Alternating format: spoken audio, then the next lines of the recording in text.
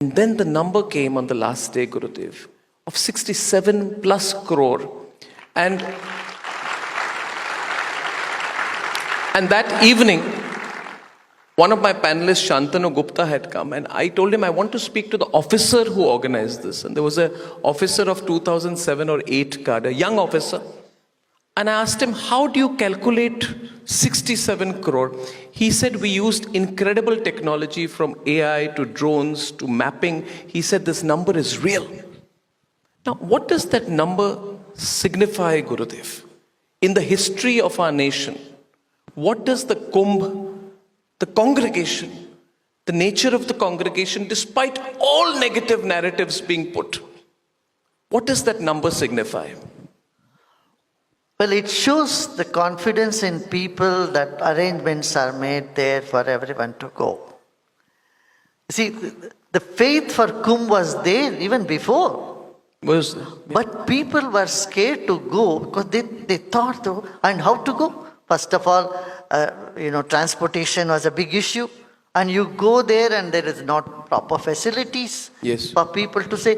Now when they know that, yes, the government is able to handle, the administration is able to handle any number of people coming there, any crowd, so they get this confidence. Yeah, I too can go and come back safely. There is a joke moving around, you might have heard about it, I don't know. It says, a gentleman says, I lost my wife 3 times and I found her back all the 3 times. And this is,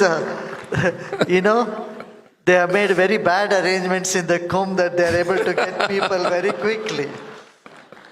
So, the arrangement speaks for it. And then, when जब कहते हैं ना कि राजाश्रय मिल जाता है किसी चीज को, धर्म को जब राजा का आश्रय मिलता है, support from the administration, from the state, then लोगों के भीतर उत्साह भी बढ़ जाता है उससे, हौसला भी बढ़ जाता है. हाँ, राजाश्रय के बिना कभी कहीं भी कोई धर्म फलपा नहीं. दुनिया भर में देखिए हर सिविलाइजेशन को राजाश्रय मिला है. So you are saying the political establishment is supporting this because, Gurudev... That's the desire of people. So they have to support and they're doing that, what they have to do. That's good. Is the political establishment being guided by the people or the people being encouraged by the political establishment, which leads to a spiritual awakening? Because it's been there in us.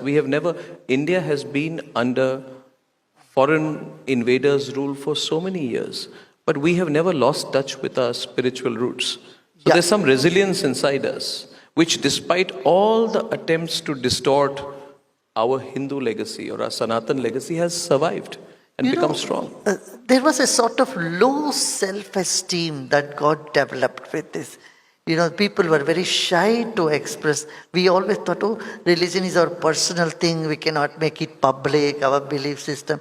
This type of narrative was floating around. And so people thought, this is not so cool. It's not so modern to encourage people going to Kumbh or going to temples.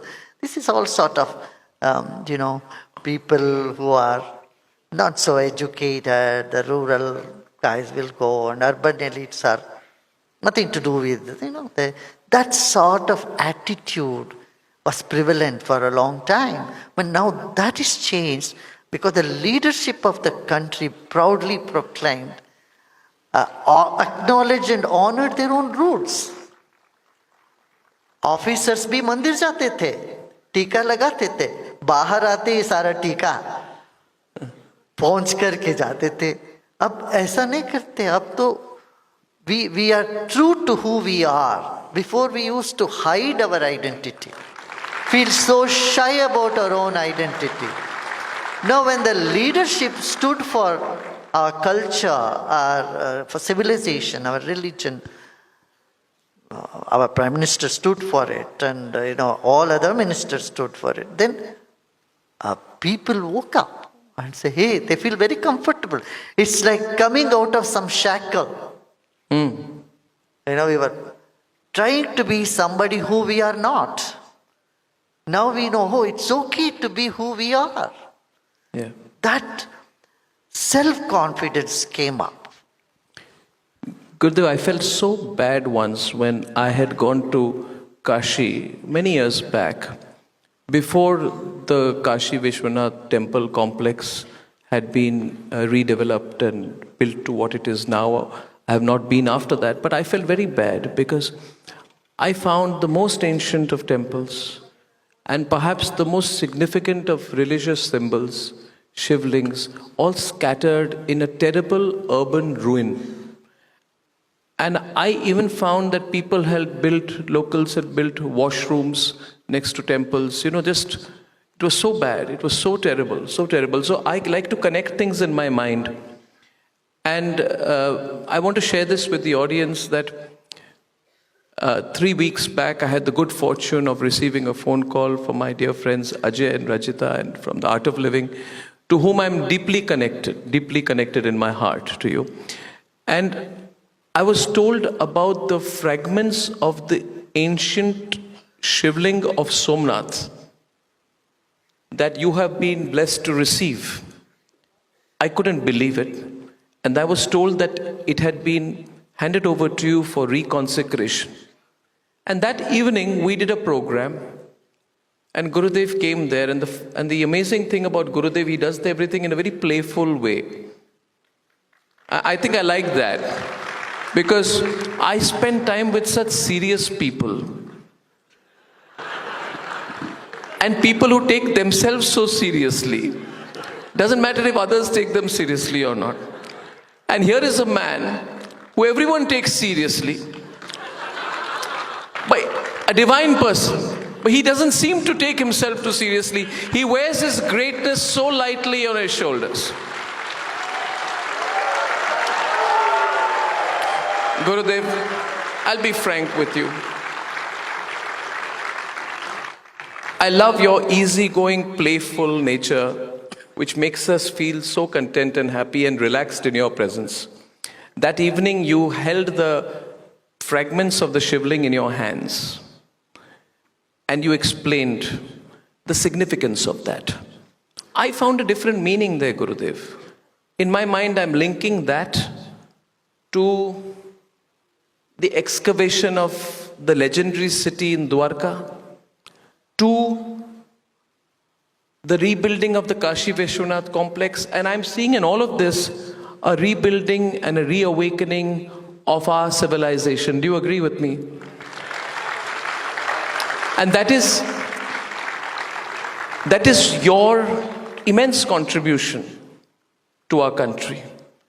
And I'd like you to tell me a little bit about that, because there have been so many distortions of our history. The reconsecration of the Shivling, Dwarka, Kashi Vishwanath, what do they all connect in? And Mahakal, Ujjain, and Kedarnath. And Kedarnath. What does it all suggest? Kedarnath was in such shackles and it's in such shambles when we went there. And it's always all shanty towns and very shabby atmosphere. But now, such a big difference there. Same with Varanasi. The little gullies, it would take so many hours for people to enter in the gullies in Shivaratri days. And people would not want to go again. Yes. Now, the facelift it has got is something that our country deserves this. It was long due. Thanks to our Prime Minister for really making Kashi Vishwanath temple what it is. And I mean, it's like Vatican of India. Yeah, no less. Kashi, not less than a Vatican city. Really? And it needs those sort of facility for 1.4 crore people going there. Now, same has happened with Mahakal, Ujjain. Yes. The glory of Ujjain, you can see that now. We have only read in textbooks. Now this Somnath Shivling is very interesting. Perhaps it is the spiritual energy that got generated in the entire country after Kumbh. During the Kumbh, that this family which has been